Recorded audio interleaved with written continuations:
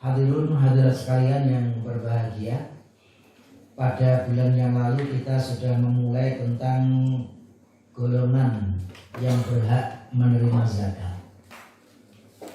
Dasarnya surah At-Taubah ayat 60. A'udzubillahi minasyaitonir rajim. Innamas shadaqatu.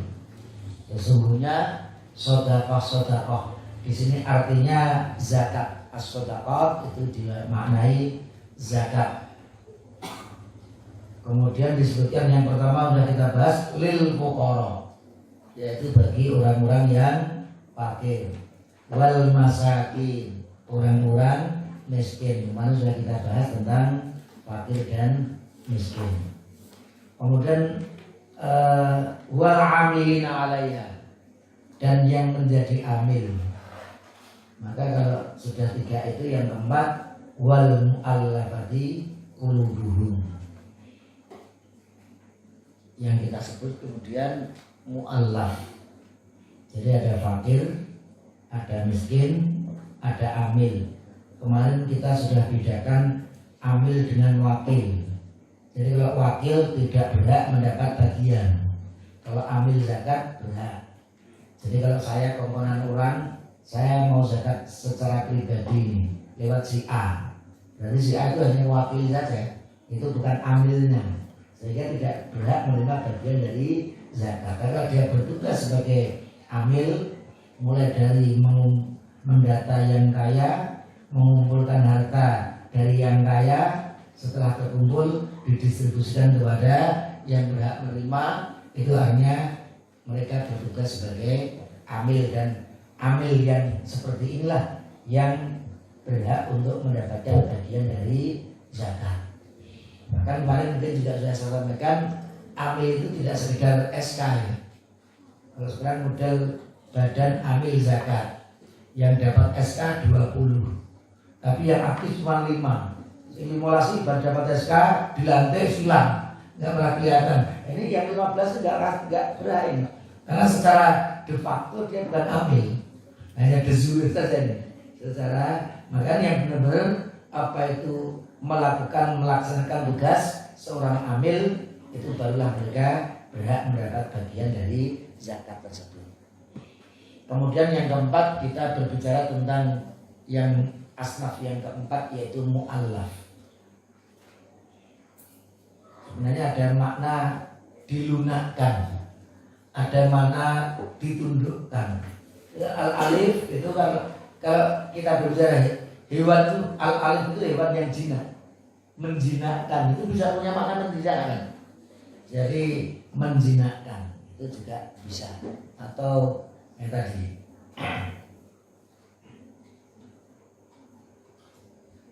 Bapak-bapak, ibu-ibu sekalian yang berbahagia.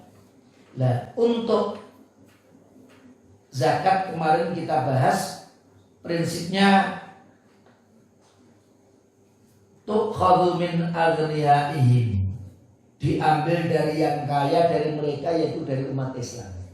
Himnya kembali kepada umat Islam, karena diwajibkan itu ya hanya kepada umat Islam. Yang bukan muslim tidak diambil uangnya untuk zakat. Faturaddu ala fuqaraihim, dan diberikan kepada fuqara di antara mereka. Himnya ini juga minal muslimin.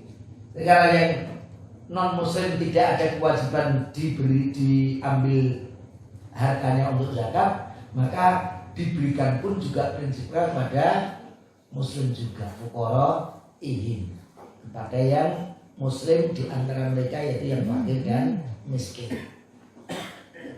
Tapi para ulama menyebut untuk mu'alaf ini ada peluang non muslim, atau yang dia, kalau bahasa kita ya kafir, ini bahasa agama. Kalau bahasa sosial kita itu non muslim gitu ya. Karena orang kafir tidak mau disebut kafir. Saya nggak mau disebut kafir, maunya disebut non muslim. Sebenarnya bahaya sama juga. Non itu artinya tidak, muslim berarti selamat. Orang yang tidak akan selamat dunia dan akhirat, itu sama sebenarnya. Artinya non muslim. Kalau kafir dari kata kafara yaqulu, menutup, Maka doa kafaratul majlis itu bukan doa mengkafirkan majlis, doa untuk menutup majlis, kafaratul majlis jadi kafarah. Nah, orang kafir mengapa itu kafirun? Karena menutup hatinya dari hidayah Allah Subhanahu wa taala. Ya bahasanya ini ya bahasa untuk kita ya kafir itu tadi. Kalau untuk umum ya non muslim. Nah kan sama itu. Orang saya jangan disebut apa itu buta, itu orang buta, cuma nggak bisa lihat. Tunanetra. Wadah tunanetra itu ya buta. Tapi jangan disebut buta. Saya itu tunanetra, bukan buta. Atau budek saya dulu ya. Aku ora budek, kurang kamu ya itu tunarungu. Wadah tunarungu harus budek itu wadah. Kita kan kalau disebut budek mau. Aku tunarungu ya. Penghalusan kata tapi maknanya insyaallah tidak ada bedanya sebenarnya. Nah ini saya kembali kepada tema mu'alaf. Prinsipnya dalam zakat itu hanya untuk yang muslim. Tapi untuk asnaf mu'alaf ini memang bisa kepada non muslim. Kajian para ulama. Kita lihat yang muslim dulu. Ada 4 macam gambaran mu'alaf yang dilunakkan hatinya atau yang ditundukkan hatinya. Itu bisa. 1. Pemimpin yang ditaati kaumnya yang masuk Islam, yang imannya masih lemah. Setelah masuk Islam sih miring-miring.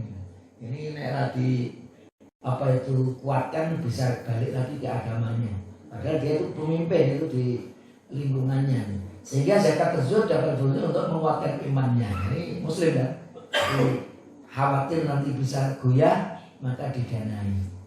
Maka termasuk apa itu nanti kalau sekarang kan ada lembaga-lembaga yang siap untuk membantu saudaranya yang mu'alaf yang masuk Islam untuk terkait dengan penghidupannya, termasuk menopang ekonominya sementara ketika masih, karena biasanya kan begitu. Ketika masuk Islam, kalau apa itu anaknya yang kaya itu dulu pemberian orang tua itu jalur apa itu gitu cerita. Banyak yang seperti itu hanya bisa sebatang kara, tidak ada penyokongnya lah. Ini ada lembaga-lembaga Islam yang itu. Maka bisa itu diberikan dari dana zakat bisa untuk menopang itu tadi supaya tidak kembali ke agama mereka. Ini contohnya pemimpin yang ditaati tapi seperti itu tadi. Yang kedua, ini tidak harus pemimpin, ini agak rendah sedikit. Orang yang memiliki kehormatan di dalam masyarakat, tokoh. Kadang-kadang ya tokoh itu masuk pemimpin ini. Tapi yang non formal, tokoh yang ditokohkan di masyarakat. Kebetulan masuk Islam. Agar dia mau mempengaruhi orang kafir untuk masuk Islam. Disemangati untuk berdakwah, nanti disokong dengan dana zakat. Itu boleh terkait dengan mu'alaf. Yang ketiga, kelompok yang diharapkan dengan zakat tersebut mau berjuang melawan orang-orang kafir dan melindungi kaum muslimin. Ini kondisi umpamanya kita dalam peperangan. Jadi nanti relawan yang mau berjuang itu bisa didanai dengan dana zakat untuk melindungi kaum muslimin. Jadi kalau umpamanya di Palestina merekrut orang-orang tertentu, kemudian ingin memberikan apa itu sesuatu, ya itu boleh diambilkan dari dana zakat ini dalam rangka untuk melindungi kaum muslimin. Yang keempat, kelompok yang diharapkan dengan zakat tersebut mau mengambil zakat dari orang-orang yang tidak mau mengeluarkan zakat. Ini juga bisa bagian dari mu'alaf. Nah ini untuk yang non muslim atau yang kafir. Mu'alaf tapi dari non muslim. Ada 2 gambaran. Yang pertama, orang yang dilunakkan hatinya agar masuk Islam. Ini memang apa itu umpamanya begini. Ada orang atau non muslim sudah mulai tanya-tanya tentang Islam, sudah mulai ada ketertarikan. Maka boleh diberi zakat untuk apa? dalam rangka untuk mempercepat mendapatkan hidayah dari Allah Subhanahu wa Ta'ala, dilunakkan hatinya agar mau masuk Islam. Yang kedua, ini untuk kondisi tertentu ya, ini kondisi mana disebut sangat kondisional. Mungkin kalau saya gambarkan seperti di Myanmar misalnya, ada suku Rohingya. Suku Rohingya itu kan minoritas dan tertindas itu. Kalau di dalam fikih zakat ini bisa itu, penguasanya bahkan diberi zakat boleh. Karena dia mengangkat senjata, dia mengusir kan umat Islam. Lah kalau umat Islam mengumpulkan dana zakat, nanti sebagian diberikan kepada penguasa. Masa loh, ini uang muslim ya ngai kita itu ya sudah, tidak apa-apa, ini untuk melunakkan hatinya, menundukkan hatinya supaya tidak memusuhi umat Islam. Itu bisa. Kondisi umat Islam dalam keadaan minoritas, dalam keadaan mustad'afin gitu ya. Nah itu dana zakatnya digunakan untuk melunakkan hatinya dari mengangkat senjata melawan umat Islam menjadi ngurungan niatnya. Serapapun harus, karena yolai kita kan gitu. Itu dalam rangka untuk melunakkan, menundukkan hati mereka itu mu'alaf tapi dari golongan non muslim. Saya kemarin juga sebenarnya dapat pertanyaan terkait dengan udhiyah. Kan udhiyah itu kalau diberikan kepada non muslim boleh atau tidak? Memang kalau kita berbicara zakat kan prinsipnya tu'khadhu min aghniyaihim wa turaddu ala fuqara'ihim, prinsipnya muslim, kecuali yang seperti ini. Maka kalau kita lihat sebenarnya udhiyah itu dalilnya ada khusus, artinya dan sangat umum. Umpamanya sabda Rasul kulu wa at'imu wa dakhiru. Maksudnya kan gitu. Kulu, makanlah, itu artinya berbagi. Umpamanya kita sama yuk, konco-konco mau yang mau ke rumah, yuk kita makan bareng, itu kulu, makan bareng-bareng dengan saudara-saudara kita. Tidak harus miskin. Meskipun tombol-tombol kita, saudara kita, ada tulang kita itu kaya-kaya, tidak apa-apa, kita makan bareng-bareng. Yang kedua wa'at aimu. Wa'at aimu itu kalau lain menyebutkan itu untuk fuqara, fakir miskin. Jadi sebagian untuk fakir miskin, supaya berbagi dengan saudara sesama muslim. Yang terakhir wadakhiru. Dakhiru ini simpanlah. Memang umum seperti itu terkait dengan ini. Tapi memang baik juga kalau kita memberikan pertimbangan tentang zakat itu, meskipun lebih umum. Maka kalau saya ditanya seperti itu, kemarin jawaban saya itu prinsipnya memang udhiyah itu menyembelih kurban itu tujuannya namanya kan ibadah kurban. Taqarruban ilallah, memang tujuannya untuk mendekatkan. Jadi kurban kan bukan kurban kecelakaan kan itu. Kurbannya adalah tujuan taqarruban ilallah. Yang dari kata koribun, dekat. Ini kurban, ibadah kurban tujuannya untuk mendekatkan kita kepada Allah. Karena ini bagian dari ibadah untuk mendekatkan kepada Allah. Maka kalau pemberian itu ada pengaruhnya untuk mendekatkan kepada Allah, monggo. Prinsipnya tetap saudara kita yang muslim. Tapi tetangga mamanya mudah-mudahan bismillah ya dikai, mudah-mudahan tertarik dengan agama kita. Ada apa itu tujuan itu, monggo bisa saja. Tapi kalau orang itu anti dengan agama kita, kayak irakai ya tetap anti terus ya culuki wae malah dari. Tapi kalau yang ada harapan untuk tertarik dengan agama kita, tidak apa-apa, itu mu'alaf lah kalau bahasa kita tadi. Kalau di dunia zakat, kalau di dunia udhiyah memang lebih umum sebenarnya. Tapi tetap yang terbaik untuk saudara, optimalisasi untuk saudara-saudara kita yang muslim yang memang miskin itu tadi. Jadi yang berkaitan tentang ada sedikit keterkaitan antara mu'alaf ini tadi dengan hewan kurban atau udhiyah kita. Namun ini yang kemarin sempat disinggung oleh Pak Sarwiji. Namun kadang orang salah mengartikan mu'alaf sebagai orang yang masuk Islam dari agama lain, padahal sudah puluhan tahun, bahkan sudah mantap, bahkan bisa saja jadi alim ulamanya. Oh itu sing mu'alaf itu padahal dia sudah jadi ulama, salah satu ulama itu di antara umat Islam. Kalau kita lihat umpamanya ada yang masuk di MUI pusat itu Muhammad Syafi'i Antonio, kan juga dulunya non muslim menjadi muslim, tapi bahkan menjadi pakar ekonomi Islam sekarang, bagian dari Dewan Syariah apa itu nasional.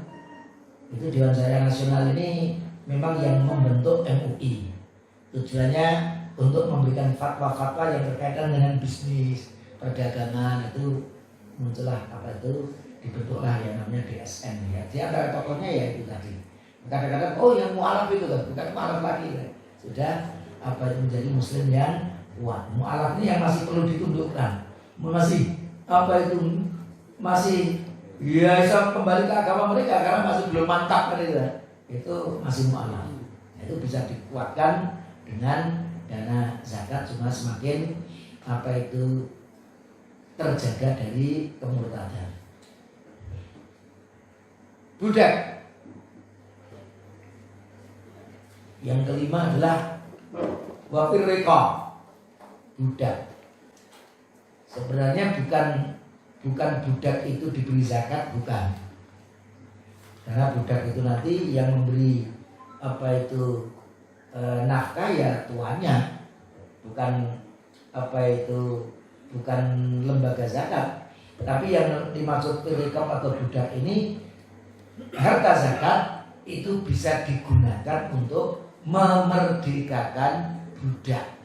Jadi bukan untuk gaji budak, tapi untuk memerdekakan budak. Nah sekarang apa ada budak? Gak ada ya? Yang masih banyak budak itu di Malaysia ya. Masih banyak budak. Saya waktu belajar di Baghdad itu kan punya teman-teman dari Malaysia. Itu tahu-tahu masuk ke asrama kita itu, awak lihat tak budak-budak saya. Budak-budak saya. Hari ini ada budak itu bolos ternyata. Teman-teman itu mereka punya budak. Awak lihat tak budak-budak saya. Budak-budak saya itu hanya bolos. Makanya saya kira budaknya kalau di Malaysia banyak sekali. Tapi maksudnya bukan budak itu ya. Budaknya adalah manusia yang diperjualbelikan. Jadi dulu di zaman masih ada perbudakan ada pasar budak. Kalau kita pasar hewan kan jual sapi, kambing kan itu. Jadi kalau pasar budak itu diperjualkan belikan manusia itu. Detail itu manusia itulah. Budak yang dimaksud manusia yang diperjualbelikan yang tidak merdeka seperti itu. Nah itu untuk memerdekakan mereka. Jadi bukan untuk menggaji atau memberikan makan mereka, tapi untuk memerdekakan mereka. Ada 3 macam gambaran. Yang pertama, ini budak muslim mukatab. Jadi begini, ada kalau di zaman masih ada perbudakan, itu kalau 2 suku berperang, itu biasanya yang kalah nanti diperbudak. Kan gitu, syarat-syaratnya diperbudak. Nanti diperjualbelikan. Padahal mungkin di negerinya dia orang merdeka, tapi karena perang kalah dia ditawan, dia dijual, diperjualbelikan. Jadi ya, orang ini asalnya bangsawan kayak begitu ya. Orang yang merdeka, tapi karena kalah perang, akhirnya ditawan sama musuh, dijual, diperbudak. Akhirnya dia menjadi budak-budak baru. Itu kalau dalam dunia masih zaman perbudakan seperti itu. Nah, orang-orang yang asalnya merdeka, kemudian karena kalah apa itu budak itu, dia umpamanya muslim, kok dia berusaha untuk memerdekakan dirinya. Mungkin ada tuannya, dia meminta, tuan, saya ini kamu jual berapa? Saya itu harganya berapa? Kamu harganya 200 juta. Kalau ada yang membeli 200 juta, tak colke. Berarti harganya 200 juta.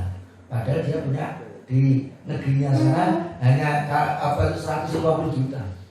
Kurang 50 juta untuk memerdekakan dirinya itu. Nah, boleh menutupnya itu dengan zakat firikab ini untuk memerdekakan budak. Ini mukatab. Itu yang seperti itu. Dan memberikan budak muslim boleh juga. Memang dari lainnya dia udah posisinya menjadi budak. Jadi udah turun temurun dia itu budak. Boleh. Ketika mungkin dia muslim, kemudian pilihannya bagus perjuangannya, oleh lembaga zakat ini dimerdekakan, begitu boleh. Itu nanti dibeli dari tuanya. Jadi dana zakat untuk membeli apa itu budak itu dari tuanya untuk memerdekakannya. Itulah apa itu yang disebut wakil rikab. Kemudian terkait dengan A dan B ini kadang-kadang ada fitnah lah bahasa begitu, atau ada gugatan, atau ya apa itu orang-orang orientalis itu non muslim, orang-orang kafir, tapi dia mendalami Islam. Itu yang kita sebut dengan orang-orang orientalis. Mereka mencari-cari kelemahan Islam. Dan salah satu biasa yang dipakai objek kelemahan Islam itu biasanya terkait dengan perbudakan. Loh, Islam tidak anti perbudakan. Nyatanya ada ayat yang itu ada. Ayat fatahriru raqabatin mu'minatin.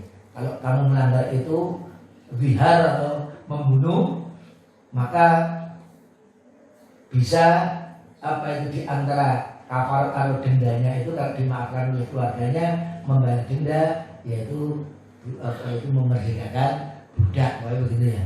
Loh, Islam apa itu tidak anti perbudakan. Ayat tentang budak itu ada.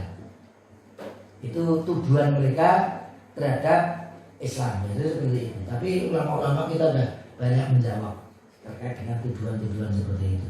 Umpamanya satu, Islam bukan pro dengan perbudakan. Islam anti perbudakan. Penyebutan itu, mengapa Islam menyebut? Karena Islam ini agama sampai hari kiamat.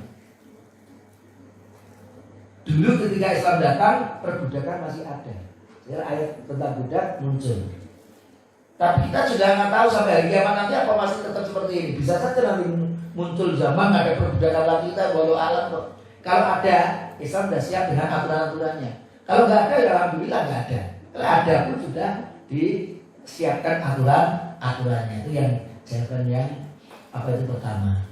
Jawaban yang kedua yang biasa saya baca itu biasanya ya apa itu Islam itu mana bentuk yang menunjukkan bahwa Islam itu anti perbudakan. Artinya menghilangkan atau menghabiskan perbudakan, tapi secara evolutif. Kalau ada pelanggaran-pelanggaran, maka seringkali pelanggaran besar itu apa? Salah satu kafaratnya ya memerdekakan budak. Nanti kalau orang melanggar memberikan budak, lama-lama budak habis dimerdekakan oleh orang-orang yang melanggar, yang kena kafarat itu tadi, yang kena denda itu tadi. Itu beberapa jawaban terkait dengan tuduhan bahwa Islam itu tidak anti dengan perbudakan. Yang sini ijtihad para ulama kontemporer, membayar denda orang Islam yang ditawan oleh musuh. Itu kalau umpamanya terjadi apa itu peperangan, ya, jihad fisabilillah, kemudian saudara-saudara kita yang ditawan musuh dan musuh meminta tebusan. Jadi per A 100 juta, ini ada 5 orang, kalau kamu mau beri 1 miliar bisa bebaskan semuanya, itu boleh. Apa tawanan-tawanan itu diambilkan dari dana zakat karena mengkiaskan orang yang ditawan musuh itu seperti budak. La haula wala quwata, enggak punya kemampuan apa-apa dia itu. Kalau budak itu sama dengan orang yang ditawan itu sama dengan budak. Itu masuk ke kriteria apa itu budak. Mungkin dari sini ada yang ingin ditanyakan.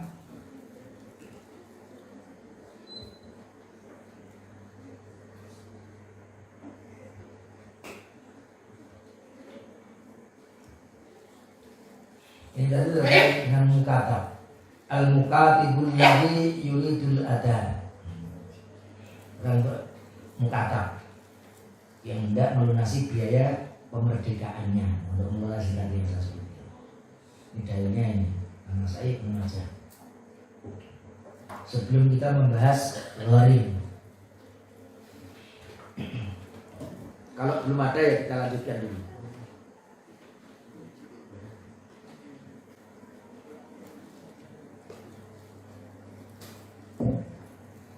Gharim itu disebut orang yang berhutang. kalau orang yang berhutang itu sebenarnya tidak selalu disebut gharim. Tapi gharim itu memang orang yang berhutang. Jadi ini gharim itu lebih khusus dari tema orang yang berhutang. Karena nanti untuk orang yang berhutang itu kalau memenuhi syarat baru disebut gharim.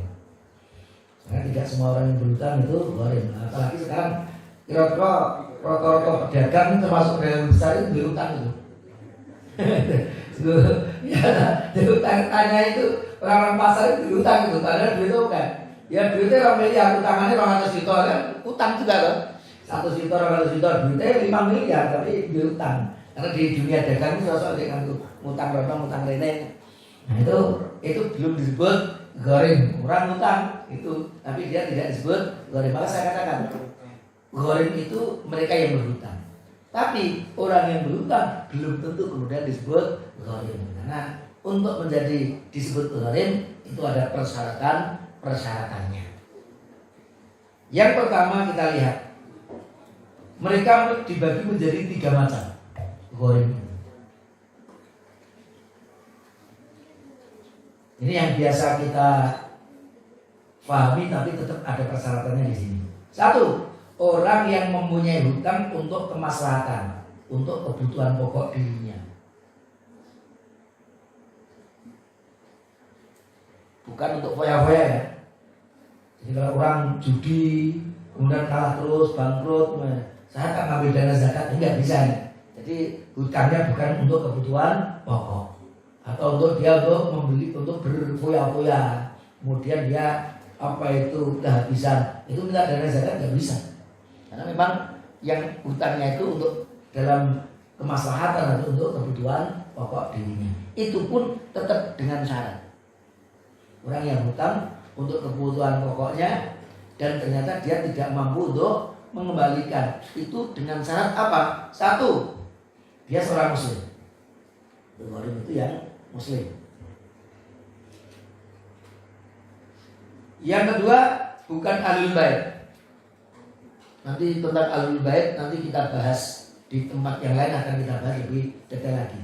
Ahlul bait, keluarganya Nabi Muhammad Sallallahu Alaihi Wasallam, Nabi, putranya, cucunya, itu ahlul bait itu dia tidak termasuk keluarga Rasulullah Sallallahu Alaihi Wasallam. Yang ketiga, tidak punya niat ketika berhutang untuk dapat zakat. Aku tak utang, lu kan benar iso bayar, aku tak kali jaluk dana zakat. Itu mah tidak boleh. Karena kita utang tujuannya mau mulai zakat itu tadi. Ini zakat benar kebutuhan mendesak ya, dari neramangan ya mati kelaparan, ngutang sih, pada numpuk itu, nggak bisa membayar. Nah, ini bisa masuk rekor. Tujuannya tidak untuk dana, untuk nyari zakat, tapi memang didesak oleh kebutuhan tadi. Yang keempat, hutangnya bukan untuk tujuan maksiat. Tadi saya katakan untuk judi, untuk selingkuh, kurang dana, minta dana zakat ya bisa ini. Bangkrut karena sering selingkuh, dananya banyak, utangnya yang gede karena selingkuh tadi ya, bayar kan utangan gitu ya. Raiso kembalikan utang nggak bisa itu diambilkan dari itu zakat. Karena tujuan ketika dia gharim itu tadi tujuannya ternyata maksiat. Yang kelima, utang tersebut mesti dilusasi saat itu juga, bukan utang yang masih tertunda untuk lunas beberapa tahun lagi. Itu artinya yang sudah jatuh tempo. Jadi kalau masih utangnya kapan, deadline-nya kapan? Ya sekitar masih 3 tahun lagi, ya sudah tunggu usaha dulu. Dan untuk 3 tahun mencapai deadline itu usaha terus. Jangan masih deadline-nya masih 3 tahun dijalui dana zakat, itu yang sudah melewati batas itu ya. Itu seperti itu. Sudah melewati deadline-nya dia semua nyaur udah berbulan-bulan karena tidak mampu melunasinya, padahal itu ya untuk kebutuhan pokok, tidak bermaksiat itu. Yang keenam, tidak memiliki kemampuan untuk membayar hutang tersebut dari semua harta yang dimiliki. paling tidak tinggal hanya yang pokok-pokok saja. Maka tidak bisa orang menyebut saya itu goreng, padahal mobilnya masih Fortuner. Tapi bilang, kamu goreng dikira soalnya utang. Nggak bisa, dia dijual dulu, mungkin tinggal ganti menjadi sepeda motor. Yang penting bisa bawa jalan lah, kayak gitulah. Yang paling sederhana itu dijual punya orang. Omah sing makro-makro kalian goreng, dijual saya itu sing makro-makro itu, ganti rumah sing apa tuh SSS itu ya, sangat-sangat strategis ya. Katanya strategis ya. Kemana-mana dekat kan? Ke kamar mandi dekat, ke kamar tidur dekat, itu strategis itu. Dari rumah sekarang semua bobo itu tak hektar itu mau ke WC aja udah ngepit itu, makin motor itu. Mau ke belakang aja harus pakai mobil itu karena jauhnya itu, saking ngombo di rumah. Itu kan tidak strategis. Super SSS tadi ya, sangat-sangat sederhana itu sangat-sangat. Udah rumah yang magelang dijual saya entah sekian payu sekian miliar lebih tuku omah sing apa kepek lah gitu. Tetap raiso apa itu ngeluarin itu sudah semua hartanya udah keluar semuanya, tetap tidak bisa bentuk, barulah bisa minta dana dari zakat. Jadi nggak sembarangan punya utang nggak bayar kemudian goreng, tidak. Ini persyaratannya seperti ini. Itu yang berkaitan dengan apa itu goreng. Nanti kalau tidak ada persyaratan seperti ini, Pak Wong nyebut goreng nanti. Saya goreng Pak, jalur semuanya. Itu malah harus dicek benar itu. Apa benar-benar goreng atau sekedar punya utang? Tadi saya katakan goreng itu punya utang, tapi tidak semua orang yang punya utang itu disebut goreng. Yang kedua, orang yang berhutang untuk tujuan mendamaikan dua saudara muslim yang sedang bertikai. Jadi untuk mendamaikan butuh dana, biaya, itu boleh. Biaya untuk mendamaikan saudaranya itu diambilkan dari dana zakat ketika dibutuhkan biaya-biaya itu. Atau yang terakhir, orang yang berhutang disebabkan hutang jaminan. Seperti di zaman Rasul kan ada. Kalau ada dihadapkan kepada Rasul mayit, Rasul tanya, dia punya utang enggak? Punya Rasul. Ada harta enggak yang digunakan untuk menutup utangnya? Ada Rasul. Rasul ada. Tapi ketika pertanyaan sama, ada utang, ada Rasul. Harta yang dia miliki bisa untuk menutup utangnya? Enggak ada, Rasul enggak punya harta. Maka shollu ala sahibi, ya sudah, kamu salatkan ada saudaramu itu. Tapi Rasul tidak mensolatkan. Tapi ada dia muslim, dia disolatkan. Tapi Rasul tidak mensolatkan. Mungkin untuk mengingatkan agar jangan mudah-mudah orang itu hutang tapi kemudian melupakan. Karena sekarang biasa orang naik utang itu pintar banget. Ini kayak nyawa itu semuanya dibulai. Kadang-kadang utangnya malah sosok mutus Allah itu ya. Itu ada begitu, hutang itu sosok mutus silaturahmi. Berarti apa? Arep nemu itu harus dicurigai. Agar ketemu si A, wah, paling nyaur apa tuh nagih hutang Melayu gitu. Padahal jadi orang tidak selalu ketika ingin bertemu itu untuk nagih hutang. Tapi karena sudah curiga dulu, akhirnya malah angel. Makanya malah putus silaturahmi. Atau kadang-kadang ada yang doroso. Ini yang apa itu nagih hutang kesan kayak pengemis. Kayak pengemis itu. Jadi sing ngutang lah sok gagah itu. Sing nagih hutang maka pengemis itu. Jadi kalau nagih hutang jadi sidane kayak pengemis itu. Mengemis-ngemis kepada orang yang hutang untuk membayar hutangnya. Maka kalau Rasulullah itu menyebut matlul ghaniyyi dzulmun. Matlul ghaniyyi itu artinya orang yang kaya punya kemampuan nyaur utang, duitnya berlebihan, tapi pura-pura tidak mampu. Itu apa namanya matlul ghani. Namanya utangnya 5 juta di wakil atau itu, tapi si mobilnya buta ganti mana? Ini baru apa itu Avanza mantuku Fortuner itu kan berarti duit apa itu, tapi 5 juta orangnya duitnya. Lagi ciri-ciri orang yang apa itu matlul ghani, orang yang mampu kaya tapi memang dia ngedendeng, itu dzulmun. Dia berarti telah berbuat zalim kepada saudaranya. Itu sabda Rasul kepada yang utang. Tapi agama itu memang luar biasa itu. Untuk yang utang begitu. Tapi untuk yang utang ini kan beda lagi apa itu aturannya. Fanadhiratun ila maisarah. Kalau yang hutang kepadamu itu tetap kesulitan bayar, fanadhiratun ila maisarah. Dia tunggu sampai dia mudah untuk mengembalikan.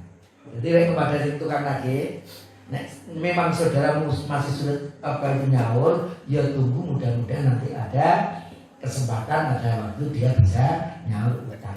Kan itu kan imbang tuh. Yang ngutangi begitu, tapi yang ngutang kalau kamu punya tapi mendendeh itu dulu kamu terhadap saudaramu yang ngutangi kamu. Itu contoh. Jadi ada keseimbangan ternyata terkait dengan utang piutang itu. Tapi ini tadi dia hutang tapi posisinya menjamin tadi. Kan akhirnya Rasul hutangnya saudara yang meninggal ini saya yang menjamin. Baru nyicil apa itu hutangnya tadi yang meninggal tadi, tahu-tahu usahanya bangkrut. Waduh, kali 15 juta saya ini aku dulu ya bangkrut ini. Mau membayar ke nutup kita serah mampu. Utangnya 1 juta kali 15 juta. Waktu kan dia pengusaha. Tapi pas bangkrut berapa? Kali 15 juta itu dia jamin itu, kok ternyata dananya habis, dia udah jadi miskin. Untuk nutup nggak bisa, itu bisa diambilkan dari dana zakat. Itu karena menjamin saudaranya waktu itu. Itu contoh gambaran apa itu gharim. Hal tersebut bisa kita pahami dari sabda Rasulullah Sallallahu Alaihi Wasallam ini. Ini ada 2 orang. Ini apa itu ceritanya menarik ini. Dari Qabisah bin Mukharib al-Hilali. Ini ceritanya aja. Aku sedang menanggung hutang orang lain. Kemudian aku mendatangi Rasul untuk meminta bantuan beliau. Maka beliau bersabda, tunggulah. Jika ada zakat yang kami dapatkan, kami akan menyerahkannya kepadamu. Selanjutnya beliau bersabda, weh, kok bisa? Sesungguhnya meminta-minta itu tidak halal, kecuali bagi salah satu dari 3 orang. Maka di dalam agama kita ternyata prinsipnya minta-minta itu tidak halal. Layahil itu kan tidak halal. Jadi kalau layahil itu bisa diartikan diharamkan, dilarang. Jadi profesi mengemis itu sebenarnya dilarang. Baik mengemis harta maupun mengemis apa itu jabatan itu dia mengemis itu. Mengemis itu dilarang tadi. Mengemis itu, meminta-minta tadi tidak halal bagi apa itu kita, kecuali kalau ada 3 ini. Yang boleh 3 ini. 1, orang yang menanggung hutang orang lain, maka ia boleh meminta-minta sampai dia melunasi tanggungannya itu tadi. Kemudian dia berhenti. Nah, tadi menanggung saudara tadi kurang 15 juta mau. Nah, itu punya kedanaan zakat bisa. Yang kedua, orang yang ditimpa musibah yang menghabiskan hartanya, dia boleh meminta-minta sampai mendapatkan sandaran hidup, atau beliau berkata sesuatu yang bisa memenuhi kebutuhan hidupnya. Itu baru kemudian dia berhenti. Karena pas ketika umpamanya kena musibah itu kan lumayan hancur apa sentek. Sekarang tinggal apa yang kita pakai itu kan bisa gitu. Jadi miskin mendadak seperti itu. Nah itu pantas untuk meminta bantuan. Yang ketiga,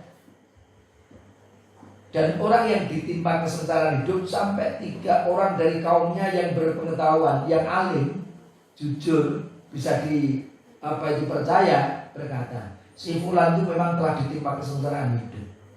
Ia boleh meminta-minta sampai mendapatkan sandaran hidup beliau. Itu tadi. Jadi memang ya dia apa itu tidak mampu untuk menutup kebutuhannya. Jadi kalau orang sing apa itu soleh-soleh itu mengatakan ya benar, dia itu nak raisa tenang. Apa itu menutup kebutuhannya, berarti dia itu memang apa itu kondisinya benar-benar sangat miskin. Itu boleh mendapatkan sampai dia mendapatkan sandaran hidup. Kalau sudah cukup ya sudah. Adapun selain 3 golongan tersebut baik khabithah, maka haram hukumnya, dan mereka yang memakannya adalah memakan makanan yang haram. Ini kalau kita lihat hadirat muslim ini ya hadis untuk melarang menjadi pengemis, kecuali kalau ada 3 tadi ya, 3 itu tadi. Karena kadang-kadang sekarang pengemis itu malah pemasukannya lebih tinggi dari PNS. Banyak sih penanya ratusan juta itu. Pekerjaannya apa? Setiap hari ngomes. Tapi padahal dia ternyata tabungannya luar biasa banyak. Ini yang disipil oleh hadis ini, artinya benar-benar diharamkan di dalam agama kita seperti itu. Kecuali yang benar-benar tadi memang sangat membutuhkan. Itu berkaitan dengan gharib. Ada pertanyaan? Kalau tidak ya kita lanjutkan lagi. Fisabilillah. Yang ketujuh itu fisabilillah, yaitu amal perbuatan yang mengantarkan kepada keridhaan Allah, utamanya jihad. Termasuk di dalam fisabilillah itu apa? Semua bentuk kebaikan yang bertujuan untuk menegakkan agama. Li'i'la'i kalimatillah, itu berarti bagian dari fisabilillah. Maka seluruh kemaslahatan umum seperti pembangunan untuk masjid, tapi ingat, masjid ini mestinya masjid yang kokoh. Karena kadang-kadang masjid tidak kokoh juga. Neng kampung masalahnya sebelum masjid, tiap RT di masjid. Jadi anak wakaf untuk masjid lagi lah, ini kan agak penting lagi.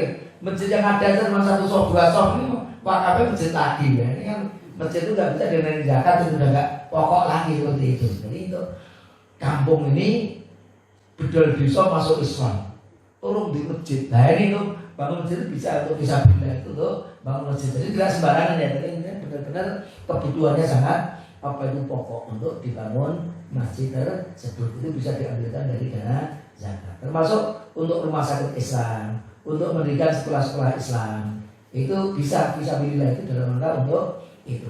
Atau panti asuhan untuk anak-anak yatim di dalamnya, itu bisa diambilkan dari dana zakat. Aslinya apa?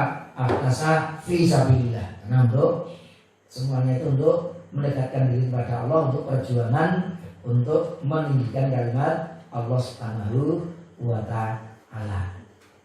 Memang ada yang rada kaku, sing jenenge fisabilillah itu orang kayak wong iki lho kan. Kalau di Muhammadiyah tidak. Ini fisabilillah lebih umum, bisa kepada orang perorangan. Orang perorangan itu contohnya ada orang yang berjihad fisabilillah, mau berangkat berjuang ke Palestina, mau berjuang melawan penjajah, itu dana zakat untuk pergi ke sana gitu. Itu untuk perjuangan, itu fisabilillah. Tapi tidak harus perorangan. Itu bisa untuk tadi membangun masjid, tapi yang pokok tadi ini ketika memang sangat dibutuhkan di masyarakat, kemudian butuh ada pembangunan itu, maka ya itu bisa dilakukan lewat asnaf fisabilillah. Ya tapi yang betul bisa masuk Islam, rumahnya masjid, orang enak sekolah-sekolah Islam gitu. Nah di situ bangun supaya anak-anaknya nanti masuk di madrasah yang mengajarkan Islam tersebut. Itu bisa dibangun dari dana fisabilillah. Maka kalau sekarang itu untuk membangun pondok boleh juga fisabilillah. Untuk pembangunan pondok, karena ini untuk apa itu? Untuk belajar agama, tafaqquh fiddin, untuk menghafal Al-Qur'an, itu bisa kita mengambilkan dana dari asnaf fisabilillah. Tapi sebaiknya ya jangan semuanya kemudian 100% untuk fisabilillah. Memang kemarin sudah kita bahas ya, kalau mazhab Syafi'i atau Imam Syafi'i itu harus diratakan, semua asnaf yang ada harus diberi. Tapi kalau jumhur ulama ya kepada salah satu saja sah, meskipun kurang utama tapi sudah sah. Itu di situ ya bisa itu dikembangkan. Bapak-bapak, ibu-ibu sekalian, hadirin sekalian yang berbahagia, ini dalam kitab tafsir Fakhrur Razi, sesungguhnya teks zahir dari firman Allah fi wa fi sabilillah tidak hanya sebatas para tentara saja. Karena sebenarnya fisabilillah pun untuk peperangan itu tidak hanya untuk orangnya saja. Ngasih dana, sumbangan, pejuang itu, akomodasi itu juga bagian dari fisabilillah, diberikan kepada orangnya. Tapi sebenarnya fisabilillah itu juga bisa digunakan untuk uboran pene. Ini butuh pesawat, untuk beli pesawat. Ini butuh tank, ini butuh basoka, ini butuh rudal. Ini untuk rudal-rudal itu juga bisa dari fisabilillah, tujuannya untuk li'ilahi kalimat ilah itu tadi, bukan pada hanya orangnya untuk senjata lawan. Ini guru makan uang, tidak begitu. Itu bagian. Jadi kalau perjuangan itu ya untuk semua yang dalam rangka perjuangan itu bisa dimasukkan ke dalam asnaf fisabilillah, tidak terbatas hanya tentarane, wong itu tidak. Tapi untuk senjatane, untuk apa itu alat-alat perangnya itu bisa diambilkan dari dana zakat. Demikianlah yang dirilis oleh Al-Qaffal dalam tafsirnya dari bagian ulama Al-Qaffal ini mazhabnya Syafi'i, bahwa mereka memperbolehkan menyalurkan zakat kepada seluruh proyek kebaikan untuk mengkafani mayit, membangun pagar, membangun masjid. Itu kalau dalam kitab apa itu yang disusun oleh Al-Qaffal itu. Karena kata fisabilillah berlaku umum untuk semua proyek kebaikan. Jadi sekali lagi banyak ulama-ulama kita yang tidak terpaku kepada orangnya, kepada apa itu pribadinya, tapi untuk perjuangan itu tadi, menegakkan kalimat Allah Subhanahu wa ta'ala. Ini saya cerita kitab Al-Mana. Fisabilillah adalah kemaslahatan umum kaum muslimin yang digunakan untuk menegakkan urusan dunia dan agama, bukan hanya pada individunya. Yang berupa persiapan ini, pembelian senjata, pergerakan tentara, alat pertahanan itu semuanya, tidak hanya orangnya, tapi untuk yang lebih luas dari itu. Itu dalam kitab Al-Mana. Dan termasuk juga dalam ini adalah mendirikan rumah sakit, membuka jalan, misalnya. Nah ini yang nomor 3 ini, mempersiapkan para dai untuk menyerukan Islam bisa. Sekarang ada beberapa lembaga zakat yang mengirim dai-dai. Ini ustaz-ustaz umpamanya punya kemampuan berdakwah. Nah di daerah timur sana ada yang masih minoritas umat Islam, itu butuh dai-dai yang bisa masuk ke kampung-kampung, dan mereka kalau sudah masuk ke sana mau bekerja mungkin nggak kesulitan, karena tugasnya fokusnya untuk berdakwah. Itu bisa dikirim dari dana zakat. Kita kirim gajinya nanti dari mana? Dari dana zakat. Ya digajimu di sana tuh apa? Hidup kamu untuk berdakwah. Tapi kamu ditutup kebutuhanmu dari dana zakat. Itu bagian dari fisabilillah juga. Jadi sangat apa itu luas. Ya, mengirim mereka ke daerah-daerah kafir untuk berdakwah itu bisa itu.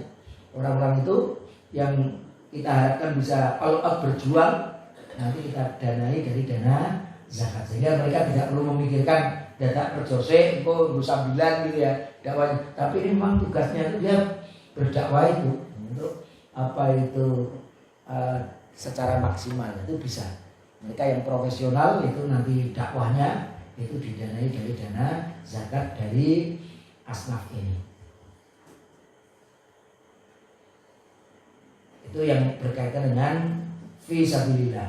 Maka saya tutup dalam kitab Tafsir Bidilal Quran, dia menyebutkan jalan luas yang mencakup seluruh kemaslahatan jamaah yang menegakkan kalimat Allah Subhanahu wa ta'ala. Ini yang berkaitan dengan fisabilillah.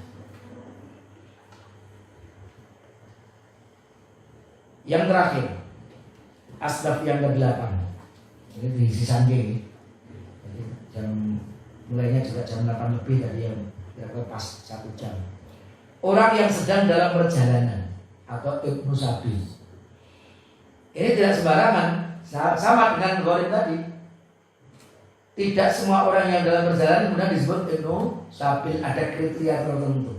Ada persyaratan-persyaratan untuk bisa mendapatkan apa itu zakat. Siapa itu? Musafir yang jauh dari negerinya, sedangkan dia kehabisan bekal. Meskipun di negerinya dia orang kaya, tapi di perjalanan kehabisan bekal. Ini kita bisa gambarkan di zaman itu yang teknologi belum maju, belum ada WA, belum ada ATM, belum ada bank. Banknya ya bank bantut.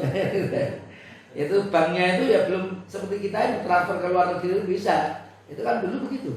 Bahkan alat komunikasi pun nggak ada. Jadi kalau umpamanya ada orang dari Madinah umpamanya pergi ke Ethiopia waktu itu, atau ke Yaman udah jauh sekali. Nah, di sana kehabisan bekal kerampok atau dibedal kendaraan buana.